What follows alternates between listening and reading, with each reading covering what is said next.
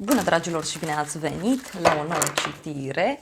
De această dată te invit la o citire generală, în cadrul căreia vreau să văd ce mesaj are Universul pentru tine pentru următoarele 24 de ore, din momentul în care tu vezi acest videoclip. Personal, profesional, financiar, dar și surpriza. Aici avem un paș de spade, 9 de spade, diavolul. Deci cineva e tare curios aici. Da? Este o persoană căreia îi place să dețină controlul. Mai văd o persoană care are niște probleme, poate din punct de vedere emoțional. Văd pe cineva care se simte atras, cineva căruia îi place așa să trăiască viața din plin. Însă văd aici că parcă aștepți un răspuns important de la cineva sau poate chiar în acest moment tu ești curios sau curioasă în legătură cu o situație. Aici avem împăratul, o legătură cu zodia Berbec, dar văd aici o persoană foarte sigură pe ea, este o persoană matură, asumată.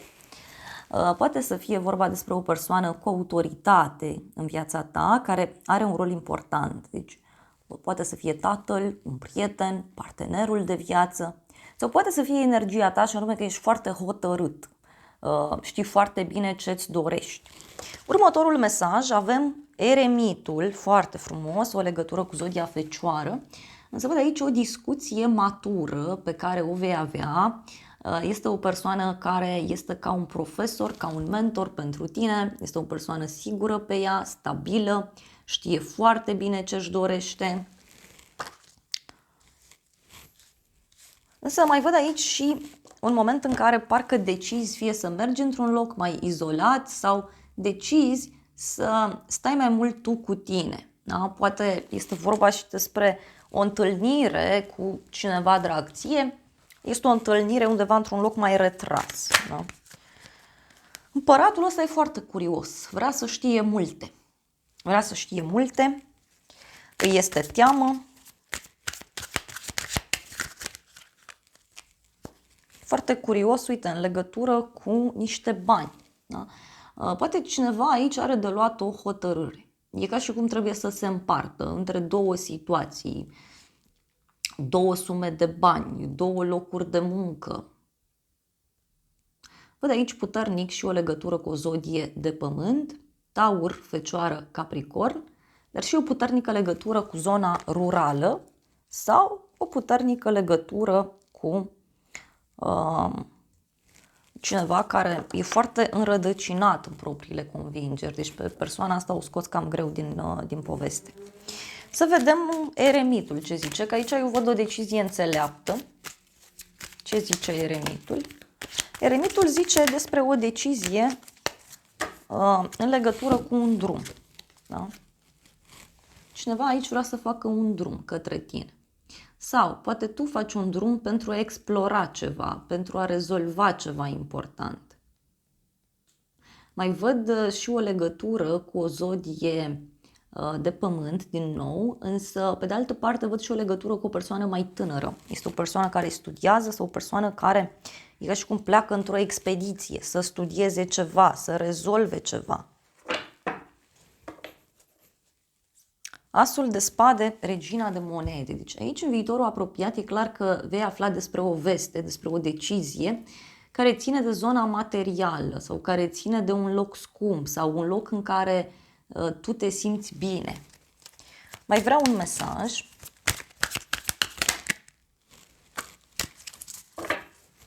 Doi de bâte, regele de spade avem aici. Deci niște strategii pe termen lung, o discuție cu o persoană de la distanță, de la drum lung, sau poate să reprezinte și un moment în care aici intri în contact și cu o persoană cu uniformă sau o persoană poate din zodie de aer, Gemeni, Balanță, Vărsător. Hai să vedem. 3 de bâte. Aici văd o primă victorie, o primă bucurie în legătură cu zona financiară. Poate să reprezinte și un moment în care îți faci niște planuri, dar cumva pe termen mai scurt. Iar apoi avem regina de cupe, o legătură cu o zodie de apă, văd aici, rac, scorpion sau pești. Poți avea o discuție cu o femeie de la drum, poate să o femeie foarte apropiată de inima ta, însă văd că este și un moment în care poți să primești o veste pozitivă care să-ți aducă liniște și pace. Vestea are legătură cu banii, cu zona profesională, dar și cu zona medicală pentru unii. Deci poate așteptați un răspuns și atunci sunt șanse ca acesta să fie pozitiv. Hai să vedem 3 de bâte ce înseamnă. 3 de bâte spune despre o primă victorie, o primă bucurie în legătură cu cineva din familie sau în legătură cu o adunare de oameni, în legătură cu o ședință, da? Dar văd aici, uite, o întâlnire, da? Sau o discuție pe care o ai cu cineva. Un contract, o colaborare, ceva ce se deblochează. Să vedem regina de cupe, ce mesaj are să transmită. Regina asta de cupe are de luat o decizie importantă între minte și inimă. Deci poate este o colegă care are de luat o hotărâre în plan personal sau profesional și vine și își cere părerea. Pe de altă parte, văd o eventuală poveste de iubire care poate să apară la muncă, dar pentru unii văd aici, de asemenea, și un moment în care spuneți, uite, vreau să-mi iau pauză sau vreau să fac totul pentru sufletul meu, vreau să fac totul pentru liniștea mea, pentru bucuria mea. Poate să fie și asta, da? Regina de monede, o legătură cu o zodie de pământ din nou, Taur, Fecioară, Capricorn. Este clar aici că văd o întâlnire între două femei sau o discuție telefonică, este o discuție benefică, bună și care, uite, vine cu un răspuns pozitiv pentru tine din punct de vedere financiar sau discuția aceasta îți poate da o mai mare încredere în tine. Să vedem surpriza. Avem steaua. Surpriza ține de lumina de la capătul tunelului care apare într-o situație. Surpriza poate să țină de o veste bună care vine către tine. Văd aici și o legătură cu zodia Vărsător, dar și o noutate plăcută. 2 de monede. Uite, un adevăr. Surpriza este, nu știu, că cineva aici îți poate spune despre faptul că este prins între două activități, între două situații diferite și nu prea știe ce să facă. Hai să vedem ce e cu steaua. Este o noutate aici care apare și care aduce echilibru. Să vedem, steaua. Steaua vine cu asul de monede și regina de bâte. O legătură cu zodii de foc, leu, berbec, săgetător. Este aici cineva care îți oferă o dovadă fizică, palpabilă. De asemenea, văd o nouă persoană pe care o poți cunoaște sau o invitație pe care o primești undeva la o petrecere. Văd aici energia unei femei care te susține, îți este alături.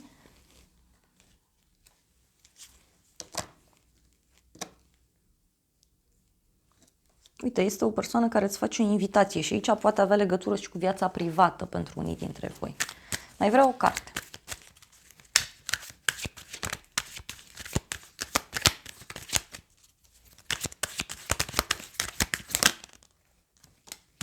Judecata. Deci surpriza este o hotărâre pe care cineva o ia.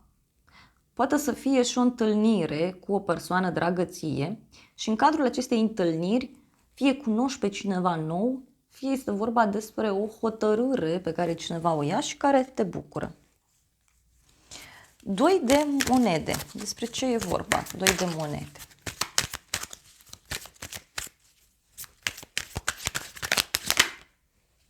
Steaua. O legătură cu un vărsător. Din nou. Deci această energie de eliberare. Surpriza poate să fie și că cineva e foarte sincer deodată și îți expune o situație într-un mod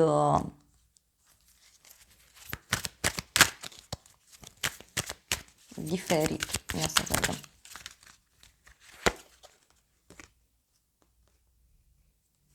Eu cred că, surpriza aici ține de sinceritatea cuiva, pentru că regina asta de spade vine și îmi spune că ceva se clarifică pentru tine. Și are legătură cu bani, cu două petreceri, două situații diferite.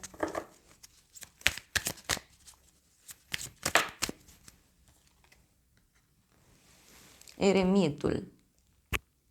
Așa cum spuneam, eu cred că are legătură și cu partea personală, pentru că acest om care este înțelept, este retras, este o persoană căreia îi place foarte mult liniștea și care analizează totul în detaliu, deci poate de la această persoană să-ți vină surpriza.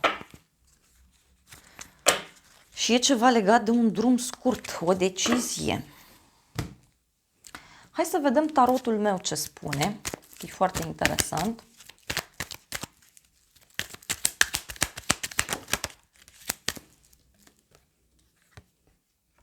Lacrimi și casă străină.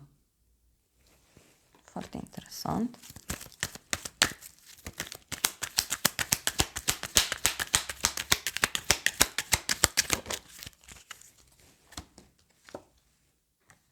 Piedici și bani mulți.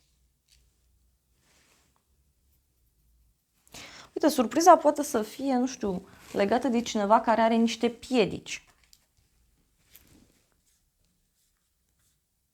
În legătură cu o întâlnire, în legătură cu o invitație.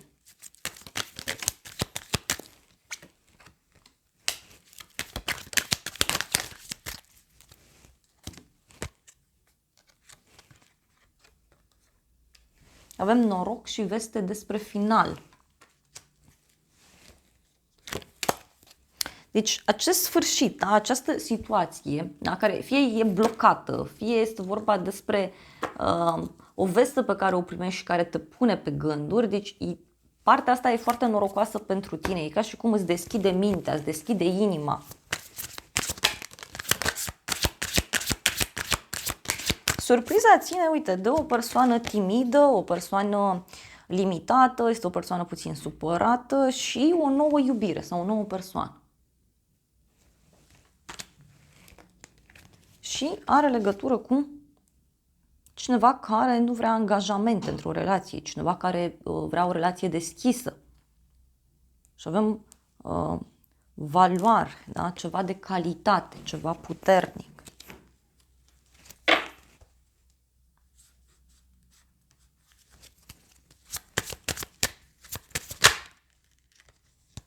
Din nou această energie de indecizie a cuiva. Poate vestea pe care o afli te pune foarte mult pe gânduri.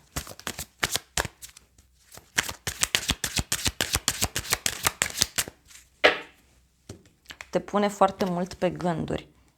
Mai avem aici o persoană sinceră, fidelă, este o persoană cu părul deschis la culoare, cu ochii deschiși la culoare. Cineva care privește aici către o relație toxică, dar și către noi oportunități. Da? Surpriza e că cineva nu prea știe ce să aleagă, nu prea știe încotro să se ducă.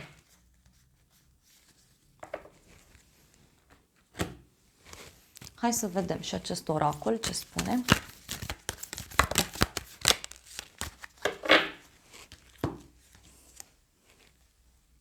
Un dușman, un inamic și o veste de pace. Deci, poate cineva aici care e pregătit să-ți dea o veste de pace, cineva care este pregătit să-ți spună un adevăr, poate să fie și asta.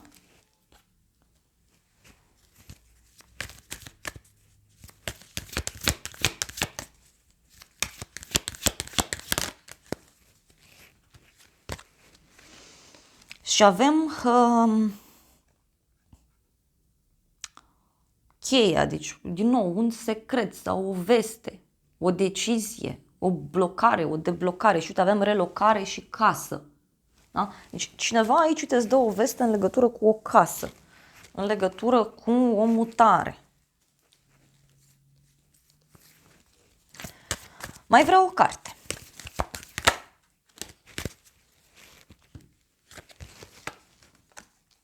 Noroc, bani și ceva valoros. Ceva valoros. E ca și cum aici afli un adevăr, afli despre un inamic și fie începi să te valorifici mai mult, fie este vorba despre o rezolvare ca prin magie care apare în legătură cu o sumă de bani. Dragilor, acestea au fost previziunile de această dată. Eu îți mulțumesc pentru atenție, te îmbrățișez cu drag, îți mulțumesc că mi-ai rămas alături până la final. Sper din suflet să-ți fie de folos informațiile, iar dacă dorești o analiză pentru sufletelul tău, găsești oricând gratuit pe noua aplicație Cristina Zurba Tarot. Ai link în primul comentariu dacă ești curios sau curioasă și te îmbrățișez cu drag, îți doresc să ai parte de o zi sau de o seară cât mai frumoasă.